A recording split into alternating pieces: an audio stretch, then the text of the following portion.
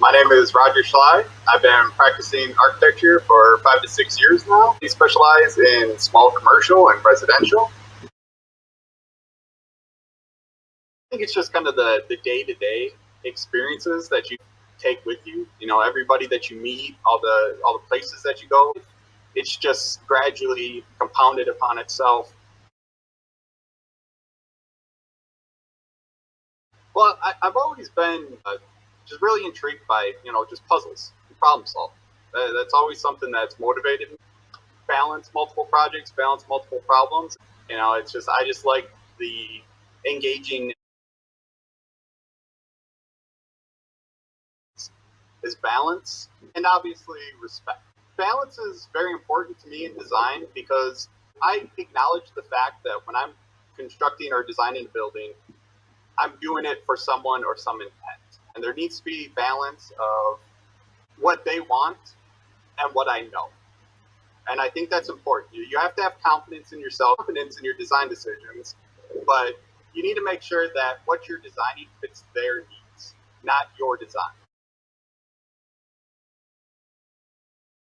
I really do like to go to the site and I like to take my own measurements, get my own feel for the site, get my own feel for the space. Then I'll do some quick sketches. You're going from your floor plans to your sections, to your elevations, back to your sketches, rethinking of things, talking to people, getting a sense of what is that they're liking, what is that they're not liking. That it's a constant battle of going back and forth. But at the same time, you do have to realize that you're on a schedule, you're on a budget, that these things do take a lot of time going back and forth, taking iterations. Collaboration is very important. Taking in different perspectives, stays consistent with the client. They never feel like, oh wait, I didn't know we were doing this. I didn't know like this was happening or this was going to cost this much. Collaboration is not only with your clients, it's not only with your fellow architects, but it's also anyone else that you find influential in your life. It's okay to ask questions. No longer, a singular person's name on it. We've seen this move further and further away in the architecture field, which is great. With that is, a symbolism that this is a team effort. This isn't one person doing anything anymore. This is, a group effort. We're all pitching in. We're all collaborating on it. I think that he's shown a lot of consideration for the environment, and when he makes his designs, he tries to incorporate that into it. He's completed. If you think of the therm valves, the baths, and the spectacle retreat, if I'm not mistaken. But I think one of the things that he does very well is he incorporates the landscape into his designs, and he makes an atmosphere.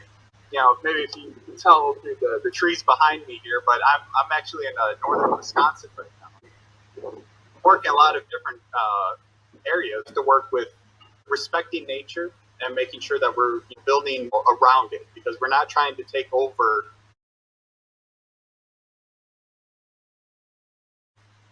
money. It's always money. I know that sounds kind of silly, but it is. I think one of the major challenges is being creative enough to work off of a budget and to stretch a budget.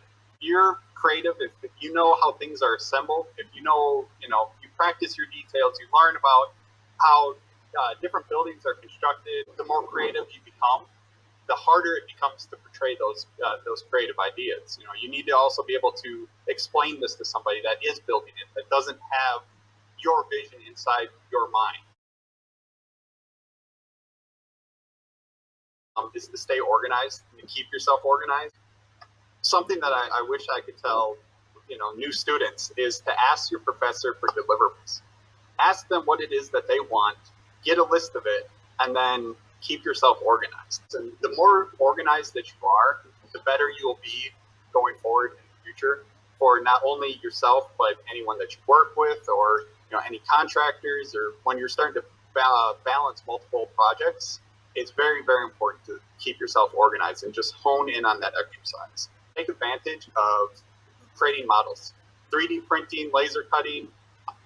That is something that I wish I took advantage of more when I was in school, and something that I wish that I don't get to do those fun things anymore. So everything is hand drawn or 3D rendered nowadays. So get experience. Start seeing things through the lens of an architect. Start questioning how buildings were designed and what their purpose was. Meaningful design is something that we were always told. Make sure that your decisions, the decisions that you're making, are meaningful. They're purposeful because it's important.